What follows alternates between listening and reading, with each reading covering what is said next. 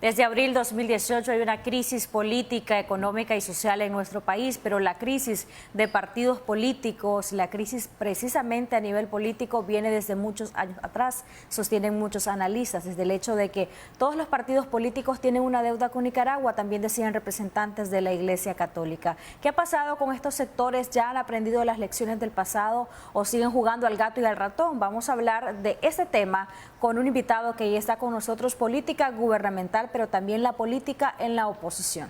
Le damos la bienvenida a Bonifacio Miranda, analista político, quien nos acompaña esta mañana. Gracias por estar aquí con nosotros. Gracias Bienvenido. por la invitación, mucho gusto. Un placer que nos acompañe. Hablábamos antes del corte comercial que íbamos a abordar tanto el desempeño de la política gubernamental, en qué consiste esta, pero también cuál es el desempeño de los opositores, cuál es su política. A juicio de muchos está llena de populismo, es más lo que dicen que lo que hacen. ¿Qué piensa usted? Bueno, la situación del país es crítica a partir del levantamiento popular del año 2018, que la dictadura logró frenar a balazos, pero a partir de ese momento la oposición no logró definir una estrategia de lucha clara para luchar contra la dictadura. Por ejemplo, en el 2018 nosotros vimos que estaban planteando la renuncia de la pareja presidencial y la convocatoria de elecciones anticipadas. Estas dos consignas fueron rápidamente abandonadas, pero a partir de ese momento no hubo una estrategia clara de lucha y entonces vivimos todo el año 2019 en una situación defensiva de piquetes express, de globos azul y blanco, pero que en el fondo eso no reflejaba una estrategia de lucha. Y lo que ha ocurrido es que en 2018 la dictadura logró superar el momento de la crisis, el momento en que pudo haber sido derrocada. El 2019 tampoco vemos a la oposición que tiene una estrategia clara. Ya estamos en el 2020, vamos para el 2021 y no observamos una estrategia que logre agrupar a la población para luchar contra la dictadura. Ahora bien, en este proceso hay improvisaciones muy catastróficas, como es el caso de la Coalición Nacional. Entonces los partidos trataron de agruparse. El problema es que agruparon a los partidos zancudos, los partidos que han sido colaboracionistas con la dictadura. Y entonces es difícil que se pueda construir algo nuevo con elementos de lo viejo. Y entonces las organizaciones nuevas, que en este caso eran la Unidad Azul y Blanco y la Alianza Cívica, en vez de unir esfuerzos para constituir una nueva fuerza política, renunciaron a constituir un partido político y se plegaron a estos partidos zancudos. El resultado ha sido que los partidos zancudos terminaron controlando la coalición nacional y esto más bien provocó una decepción en la gente. ¿Qué opina de la carta enviada por parte del PLC a la Organización de Estados Americanos? Es que precisamente ese es parte del problema. Ocurre que la unidad, la unidad, la unidad, todo el mundo gritaba la unidad, pero la unidad no se puede dar cuando existe desconfianza política. Y la mayoría de la población desconfía de los partidos tradicionales. Ese es un gran problema. Entonces, ahí le faltó agudeza y visión política a la oposición para poder decir, no podemos hacer alianzas con esto porque la población los rechaza, necesitamos hacer algo nuevo para demostrar el polo de atracción que la gente necesita. Como eso no se hizo, al final los partidos zancudos terminaron controlando la coalición, lograron imponer mayoría, lograron frenar la representación de los jóvenes, estuvieron discutiendo el estatuto, o sea, hubieron una serie de crisis que demuestran que la oposición no estaba preparada. Ahora bien, esta situación es grave, porque la dictadura tiene una crisis tremenda, pero la oposición está peor. Ese es el problema. Entonces, la crisis de la oposición es la que le da aire a la dictadura que siga sosteniéndose y aparentando fuerza que no tiene. ¿No hay manera de corregir esto ya para la coalición nacional, que se aparten pues estos partidos políticos y se creen, como reflejaba una encuesta incluso, de que la UNAP, Movimiento Campesino y Alianza Cívica podían obtener hasta un 50% de votos y le restaban un 20% cuando ya la gente le decían pues de que habían partidos políticos dentro de la coalición nacional? Precisamente ahí está la clave del problema. En el 2018 surgieron organizaciones nuevas, como fue el caso de la Alianza Cívica y el caso de la Unidad Nacional Azul y Blanco. Ya el movimiento campesino existía porque venía luchando por sus tierras en la lucha contra el canal y por eso Medardo tiene una gran aceptación, una gran popularidad, porque no es un líder que viene luchando recientemente, sino que viene de atrás. Entonces, estas tres organizaciones realmente reflejan el intento de la sociedad de crear algo nuevo por fuera de los partidos tradicionales. El problema es que ninguna de estas tres organizaciones ha dado el salto político a constituirse. Y desde el 2019 nosotros hemos estado en una pelea tremenda para tratar de constituir una nueva alternativa política y los viejos grupos se resisten. Y más bien lo que hemos observado es que los viejos grupos políticos se están reciclando con la lucha azul y blanco y eso también provoca desconfianza de la población. Ahora bien, ¿cuál debe ser la salida en este momento? Que estas organizaciones que surgieron en el 2018, que son fundamentalmente la Unidad Azul y Blanco y la Alianza Cívica, unan esfuerzos para constituir un nuevo movimiento político. Si no lo hacen, van a terminar dependiendo de los partidos políticos tradicionales.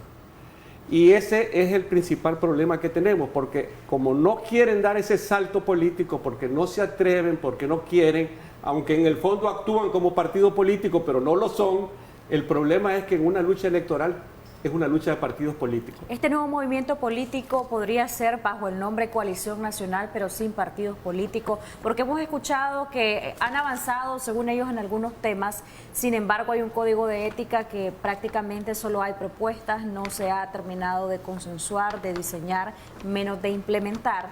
Y también hay otras situaciones como el tema de las reformas electorales, donde de manera unilateral, en este caso, el PLC externó esta carta al secretario general de la Organización de Estados Americanos y no tienen, digamos, un consenso. Prácticamente algunos dicen que hay como una paralización porque comisiones no están trabajando. Sí, entonces usted observa que hay bandazos. Primero se van a los partidos políticos tradicionales con la consigna de la unidad, la unidad, la unidad. Y no se puede unir cuando hay desconfianza política y sobre todo desconfianza de la población hacia los partidos tradicionales. Ahora hay otro bandazo para el otro lado que es vamos a hacer una coalición nacional sin partidos políticos. Es imposible porque una lucha electoral es una lucha de partidos políticos. Mientras no cambie el sistema electoral en Nicaragua que permita que la población pueda presentar candidatos sin necesidad de partidos políticos, tenés que obligatoriamente presentar candidatos a través de los partidos políticos. Incluso eso está establecido en la Constitución y en la ley electoral. Entonces, esas son locuritas, esas son improvisaciones. En vez de hacer una autocrítica clara ante la población y decir nos equivocamos en esto y vamos a tratar de corregirlo, la única forma de corregirlo es que estas dos fuerzas nuevas, junto con Medardo, si acaso lo quiere, el problema de Medardo es que está muy ligado al Partido Liberal Constitucionalista, entonces estas fuerzas nuevas le digan a la población vamos a constituir un nuevo partido político, vamos a tener nuestra propia casilla electoral, no tengan desconfianza muchachos, vengan para acá. Si no tienen ese discurso claro y no lo hacen pronto, porque el tiempo apremia, el resultado va a ser catastrófico porque vamos a terminar en cualquiera de los partidos políticos tradicionales, porque la lucha electoral es una lucha, según la ley electoral, de partidos políticos. Hay una pregunta de una amiga televidente que se lo quiero leer brevemente. Usted acusa constantemente a los partidos zancudos, pero dice que en los años 90 usted fue candidato y no fue en la 1. ¿Usted pertenecía a esa parte de los partidos zancudos de la época? No, mire, los partidos zancudos son los partidos que tienen cargos y privilegios. Y nosotros en los años 80 fuimos perseguidos, encarcelados, no tuvimos ningún cargo público. No éramos un partido zancudo en ese momento. Fuimos un partido de lucha revolucionaria que fuimos reprimidos permanentemente por los sandinistas. Que fuimos independientes, eso es otra cosa. Entonces no pueden vincular el zancudismo. El zancudismo es cuando los partidos le están chupando sangre al presupuesto de la República. Por eso viene el concepto de zancudo. Entonces el que sea un partido independiente no tiene que ver absolutamente nada. Creo que con eso queda contestada la pregunta. En el caso de C por L, por ejemplo, ¿qué opina del papel que ha desempeñado hasta ahora? Ha habido fuertes críticas para este partido, igual que para otros partidos, por el hecho de ir a las elecciones regionales, por el hecho de no sumarse a la coalición nacional y de a lo mejor en algún momento incluso se dijo que pretendían ir ellos con la Alianza Cívica y no en la coalición nacional. Bueno, el caso de C por L es especial porque lo acusan de partido zancudo, pero yo no creo que sea partido zancudo por una razón muy sencilla. Les han dado palo. Le quitaron primero la personalidad jurídica con ALN, les quitaron después la personalidad jurídica con el PLI y doña Kitty Monterrey tiene un discurso vigoroso contra los partidos zancudos. Entonces me parece que ese es un caso especial. Obviamente no comparto muchas de las posiciones de C por L, pero creo que al menos ha tenido un discurso vigoroso y beligerante contra los partidos zancudos, que eso lo debieron haber tenido la Unidad Nacional Azul y Blanco y la Alianza Cívica, y no lo tuvieron. En ese sentido, C+L avanza mucho más que estas dos fuerzas nuevas. ¿Y qué opina de la desconfianza de C+L para aquellos que estuvieron en algún momento trabajando con el gobierno, llámese MRS directamente? Bueno, ese es un pleito que viene del 2015. A mí nunca me ha quedado claro por qué fue que se pelearon. Conozco versiones de ambos lados, pero eso no queda claro. Porque hubo trabajos en común. Sí, durante mucho tiempo fueron aliados. Entonces, creo que el error que han cometido los del MRS y una gran parte de la Unidad Nacional Azul y Blanco es que en el pleito contra C+L se fueron con el PLC. Ese es un error fatal, porque ellos tendrían que haber mantenido siempre su independencia y haber mantenido un discurso contra el zancudismo, que es la desconfianza que la población tiene a estos partidos que viven del presupuesto y chupan recursos del presupuesto. En este caso, sobre el papel del PLC, que ha sido como el partido que ha generado más conflicto, pues, o es lo que se percibe públicamente. Está la litis interna por el momento, está la situación de la carta que envió Rosales a Luis Almagro, y posteriormente pues vemos este tipo de posiciones con la cuestión de los candidatos a ocupar las comisiones dentro de la coalición. Fíjense bien que el caso de los partidos zancudos, si ellos quisieran rehabilitarse o reivindicarse ante el pueblo de Nicaragua, tienen la oportunidad de hacerlo, es decir, rompen con la dictadura, reconocen sus errores y vamos hacia adelante, pero no tienen por qué dirigir una coalición nacional. Entonces tienen que ser sometidos a prueba, y parte del sometimiento a prueba es que los funcionarios que son de esos partidos dejen de participar en los puestos gubernamentales, y además esos partidos que ahora dicen estar en la oposición demuestren que sí están en la oposición. Entonces yo pongo siempre un ejemplo: los presos políticos. ¿Qué han hecho estos partidos por los presos políticos? Absolutamente nada. El PLC tiene 15 diputados. Yo hubiera presentado un proyecto de ley de amnistía o un proyecto de liberación de la gente que está presa, o un proyecto que inmediatamente esta gente vaya a su casa mientras se terminan las causas judiciales. Cualquier cosa hubieran hecho y no lo hacen. Pero en su momento ellos presentaron una propuesta en la Asamblea Nacional. ¿Pero qué pasó? La siguieron planteando ante la gente, fueron a los barrios, fueron a hacer agitación, no fueron a hacer nada. Entonces, ¿qué ocurre? Todo el mundo ahora es opositor, pero lo que quieren es nada más vestirse de la etiqueta azul y blanco de la oposición para llevar a los votantes a una casilla electoral determinada y a partir de ahí negociar puestos con la dictadura. Eso parece una burla realmente. ¿Qué opina del rol del Partido Conservador? Prácticamente Alfredo Sosa había dicho que estaba en entrever si iba a continuar Wendy dentro de la Asamblea Nacional, y ha continuado hasta ahora. Un problema que también ha sido una crítica para este partido. Y en este caso creo que Alfredo César cometió un error, porque dijo que iban a salirse de la asamblea y que no aceptaban esto y lo otro, y lo que hizo fue poner a la suplente. Entonces lo que hizo él fue lavarse las manos, limpiarse un poco la cara, aparecer como opositor, pero realmente no se hace absolutamente nada. ¿Cuál es el problema de la oposición?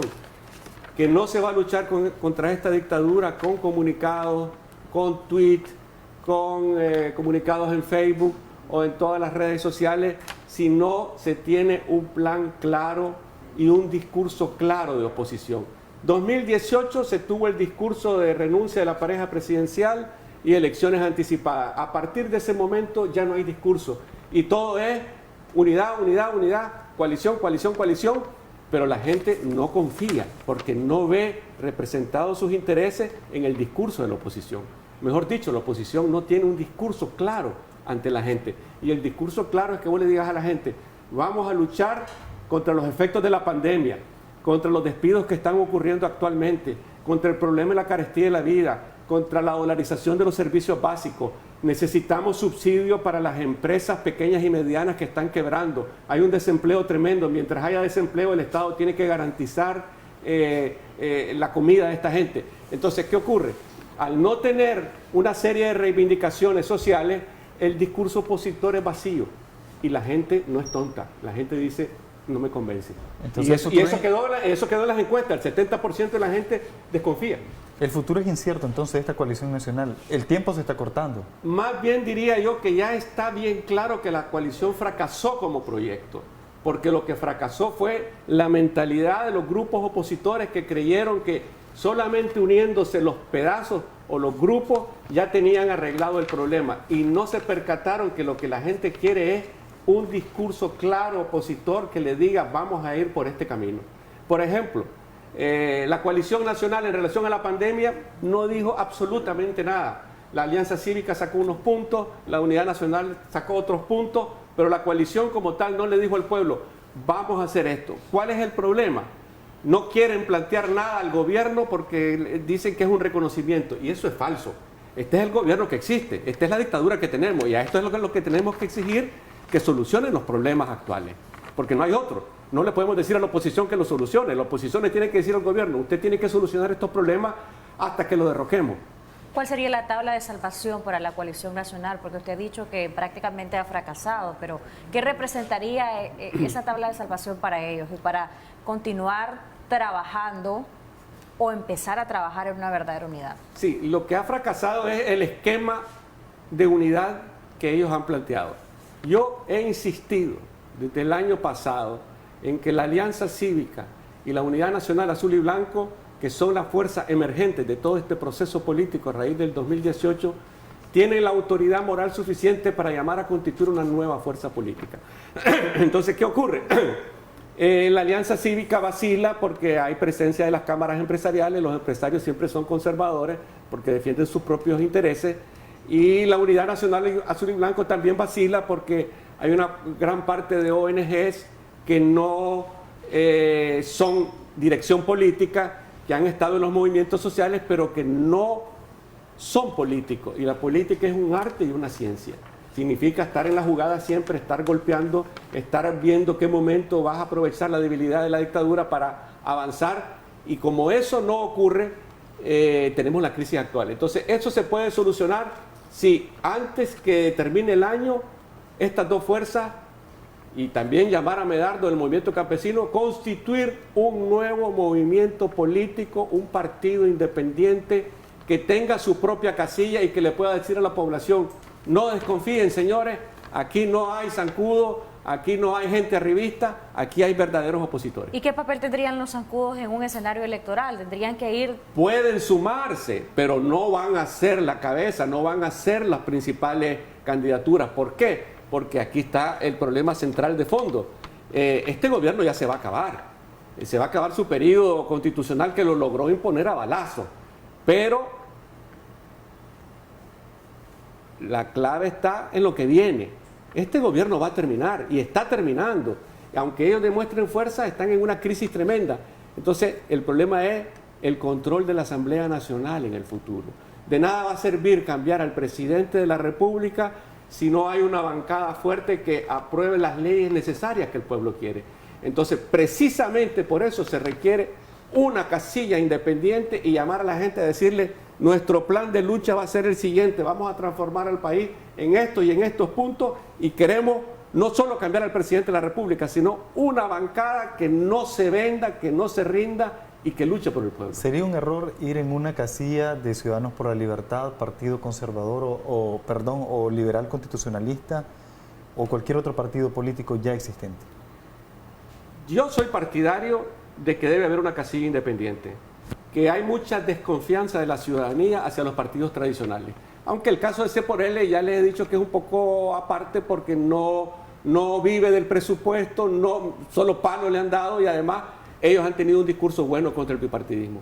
Entonces, no creo que sea muy atractivo que los partidos tradicionales encabecen esto. Me parece que tiene que ser algo nuevo, porque la gente lo pidió en el 2018, lo pidió en el 2019 y lo sigue pidiendo.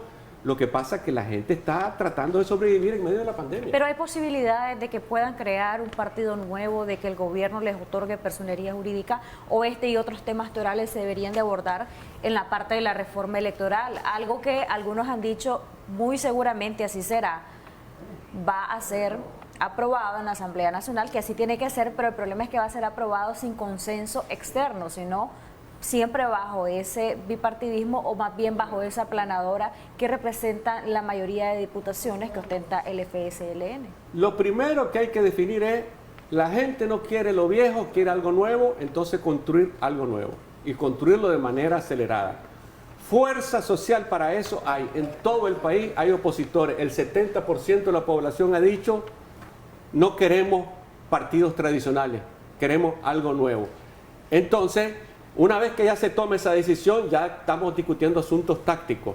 Si lo vamos a hacer antes de la reforma electoral o después de la reforma electoral. Uno de los puntos que yo he peleado a muerte es el que se puedan constituir nuevas fuerzas políticas. Entonces me dicen, no, es que eso va a promover la división. No necesariamente. Tenemos que tener un discurso combinado. Una nueva fuerza política y a la vez, muchachos, si vamos solos separados, podemos hacer el ridículo. Entonces tenemos que tener una política combinada de llamar a esa nueva fuerza política y al mismo tiempo tratar de unificar los diferentes grupos. Yo conozco infinidad de grupos que quieren constituirse en partidos políticos. Entonces se trata de juntar todas esas fuerzas dispersas en una nueva opción política. Claro, se requiere ingenio, se requiere paciencia, se requiere habilidad para tratar de unir todas estas fuerzas.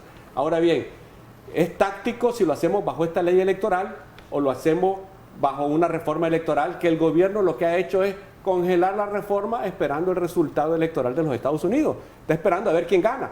Entonces, mientras tanto, te tiene con la bota en el pescuezo. Pero la oposición debe estar trabajando. Entonces, fuerza social hay. Basta mover así los dedos y en diferentes pueblos, en los municipios, la gente puede sumarse a constituir directivas perfectamente. Ahora, ¿cuál es el problema? ¿Cuándo se hace y el momento en que se hace? Eso se debe discutir, pero si hacemos un plan, una hoja de ruta, podemos decir, de aquí a noviembre se debe preparar ya toda la estructura para constituir esa nueva fuerza política. Ya el Consejo Supremo Electoral emitió una resolución administrativa que yo le he criticado, en donde la dictadura ya abrió una puertecita, ya dice, vamos a permitir la constitución de partidos hasta junio del 2021. Ya abrieron la primera puertecita. Están congeladas las reformas porque están esperando el resultado de las elecciones de Estados Unidos, porque en base a eso ellos van a acelerar o van a regatear. Entonces, en ese proceso se constituye la fuerza y ya se tiene toda la documentación lista y ya se tiene todo el tendido listo. Claro, los partidos tradicionales se oponen. Los partidos tradicionales te ofrecen, aquí está mi casilla. Aquí porque está. ellos dicen que solo ellos tienen tendido y representatividad en los departamentos. Eso es falso. Todos los partidos tradicionales están en crisis. El PLC ya no es ni la sombra de lo que era antes. Entonces, eso es absolutamente falso. Entonces, esta nueva fuerza política ya define sus estructuras, define todo su plan de lucha, define su discurso y ya tiene todo listo. Se calcula el momento preciso si se hace antes de noviembre o se hace bajo la vieja ley electoral o bajo la nueva. Para mí eso es táctico, incluso se puede hacer desde ya, porque ya le mete un problema a la dictadura. ¿Me vas a ilegalizar ese partido? ¿No me le vas a dar personalidad jurídica? Ah, señores, ahí viene. Entonces, comunidad internacional, vuelvan a ver pura tapa el discurso de la reforma electoral. ¿Por qué? Porque no quieren legalizar ni con la ley vieja. Entonces, como pueden ver, la oposición ha estado demasiado a la defensiva y demasiado esperanzada en los partidos tradicionales. Y eso, la población no es tonta. No me gusta. 70% de las encuestas dice que no le gusta. Porque la población no es tonta. No podrá hablar así como estoy hablando yo, pero la gente, la sabiduría popular es tremenda y te dice, no, eso es lo mismo de antes. Entonces, de eso se trata. Entonces, si no se logra hacer un giro rápido en la oposición, audaz, pero no dar los bandazos que se están dando ahorita, que dicen coalición sin partidos políticos. No, es constituir una nueva fuerza política. Incluso, lo pueden definir incluso solo como el membrete electoral, solo como la casilla, y que después de las elecciones se disuelva, no hay problema, con tal de que la gente tenga algo nuevo en lo que expresarse. Y sobre todo, vuelvo, repito, insisto, el problema central no es la presidencia de la República, sino el control de la Asamblea Nacional en el futuro. Ese reloj que a su juicio tiene el presidente Ortega con respecto a las elecciones norteamericanas, ¿a quién le conviene a Ortega o le favorece que gane, Trump o Biden? Es que miren, tradicionalmente los republicanos siempre han sido una línea más dura en política exterior y los demócratas son más conciliadores, insisten en el tema de los derechos humanos y ustedes pueden ver, por ejemplo, que Obama restableció las relaciones diplomáticas con Cuba. Entonces, los países del ALBA, Cuba, Venezuela y Nicaragua, que están siendo presionados por la administración Trump, ven como una opción favorable negociar con el menos malo, en este caso Biden, que es la política tradicional demócrata. Entonces, la dictadura y Daniel Ortega, que es un experto en la política, que viene de la revolución, que tiene 40 años de estar en el poder, sabe perfectamente que la posibilidad de negociar con una administración demócrata podría redundar en que ellos mantengan determinadas cuotas de poder al interior del país. Y entonces lo que hace es contener la respiración, asfixiar a la oposición, pero la oposición se deja asfixiar, la oposición se pone el mecate ella, porque no tiene una política contra eso.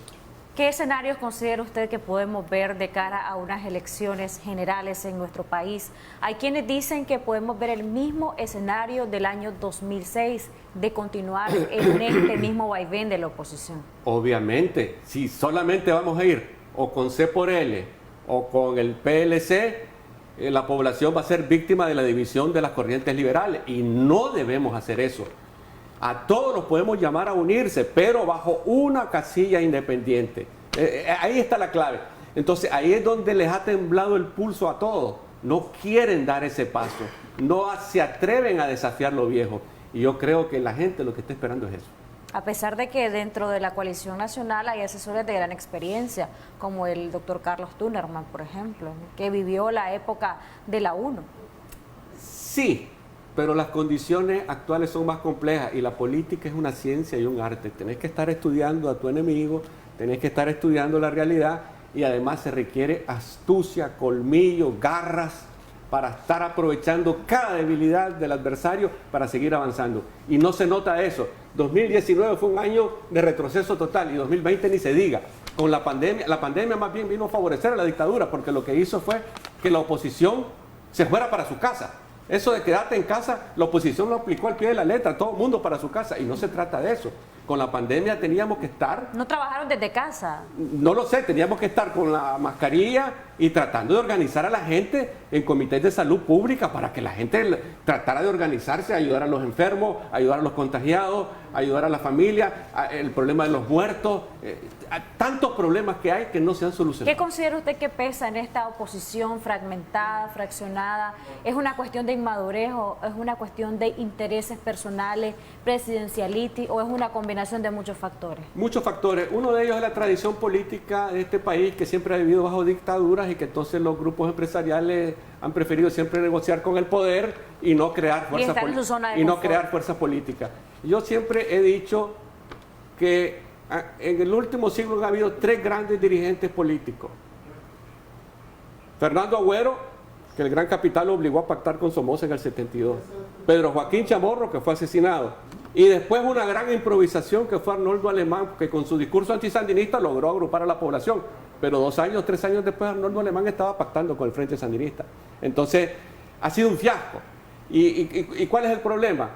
Que como pesan esas tradiciones, que no hay escuela política, no hay debate público de los problemas, todo es negociación, todo es vamos a hacer un cabildeo, vamos a ir a hablar, vamos a ir a muñequear. Y los problemas políticos tienen que discutirse públicamente, que la población opine y que sea la población la que decida los principales problemas. Porque en los pleitos de la oposición, si el pueblo tuviera la capacidad de escuchar todas esas discusiones, inmediatamente le diría, no, fulanito está equivocado, es fulanito el que tiene la razón. Pero eso no se hace. Entonces, al no tener esa educación democrática de discusión, de elaboración política, lo que tenemos es unas improvisaciones de grupos políticos que cometen errores tras errores. Los que diseñaron la coalición nacional hoy se están golpeando el pecho y están caminando de rodillas diciendo que fue un error. Está bien que lo reconozcan, pero no cometan el otro error de decir que no es con partidos políticos. Tiene que ser un partido político nuevo, que atraiga, puro, inmaculado. A propósito del doctor Alemán, ¿qué rol cree que debería él cumplir en esta coyuntura actual? En algún momento él dio declaraciones y dijo que el que esté libre de pecado, pues que lance la primera piedra. Es que ese es el problema, que todos son pecadores, los grupos políticos. Lo que necesitamos es que surja del pueblo, de la base, algo nuevo. ¿Cuál es el problema del PLC? El PLC tiene 20 años de estar comprometido con este régimen. Desde el pacto del 99 para acá ha estado vinculado de una u otra manera y siempre ha tenido una cuota pequeña o mediana de poder y entonces es parte del sistema. O sea, por más que digan que son opositores y que tienen un discurso en la asamblea o tienen un discurso en una reunión, la realidad es que es parte del sistema, de un sistema bipartidista entre dos partidos, un partido que es el que controla el 90% y un partido que controla apenas el 5 o el 10%. Entonces, posibilidades de que el PLC cambie, no creo. Y ahorita hay una transición en el PLC. Arnoldo Alemán está muy enfermo y ya le está heredando el partido a su esposa y ya pusieron un regente que es Miguel Rosales y ese es el pleito interno porque hay un sector del PLC viejo de los que han estado peleando toda la vida que considera que es un error que haya una monarquía que herede en el partido a una persona determinada. Entonces, no es el PLC atractivo en lo más mínimo. Hay decepción. Ahora, no confundamos a la cúpula del PLC con la base. Las bases del PLC estuvieron en los tranques. Las bases del PLC pelearon. Ahí está el alcalde de Mulucucú, que era un gran dirigente. Entonces, toda esa gente, si hubiera una opción nueva, inmediatamente agruparía. Pero no la quieren crear porque creen que estamos en el 2006 y que con solo un membrete la gente va a venir como corderito a este corralito y ya les va a dar el triunfo abrumador. Mentira. Ya para ir finalizando, ¿qué opina del papel que han desempeñado los grupos estudiantiles? Han dicho que no se les ha dado la suficiente representatividad, pero ¿qué tan representativos son y qué tanto se les debe de escuchar? Mire, los grupos estudiantiles jugaron un gran papel en el 2018 porque surgieron espontáneamente. Se enfrentaron, iniciaron la movilización, pero después vino la represión tremenda sobre ellos y muchos grupos se han debilitado y se han extinguido o se han dispersado producto de la situación difícil. Ahora, ¿qué pasó? Esta es una generación nueva, joven, que no tenía antecedentes políticos y les ha costado. Están aprendiendo a puro golpe. Y entonces en ese proceso hay mucha debilidad política y independientemente de eso, creo que los grupos tienen derecho a su propia representación. A su propia representación. Ahora, no representan a la juventud, porque la juventud es un segmento social mucho más amplio, pero tienen determinadas posiciones políticas y como grupo tienen derecho a tener su representación.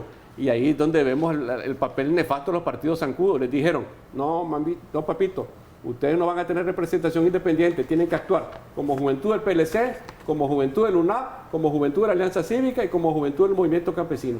O sea, disolviendo cualquier intento de los jóvenes de tener su propia expresión. Eso es fatal. Muchísimas gracias, Bonifacio Miranda, Lástima que el tiempo por se habernos agotó. acompañado. Sí. ¿Alguna Esperamos conclusión tenerlo. adicional rápidamente? Vuelvo O y hago el recomendación. llamado a la fuerza, a la Alianza Cívica y la Unidad, que constituyan esa fuerza política, que lo pueden hacer perfectamente, que el tiempo apremia y que si no lo hacemos, vamos a llorar más adelante. ¿Al gobierno? Que se caiga pronto, que renuncien. Muchas gracias, Bonifacio Miranda, por haber estado con nosotros. Vamos a irnos a una breve pausa comercial, enseguida regresamos con más.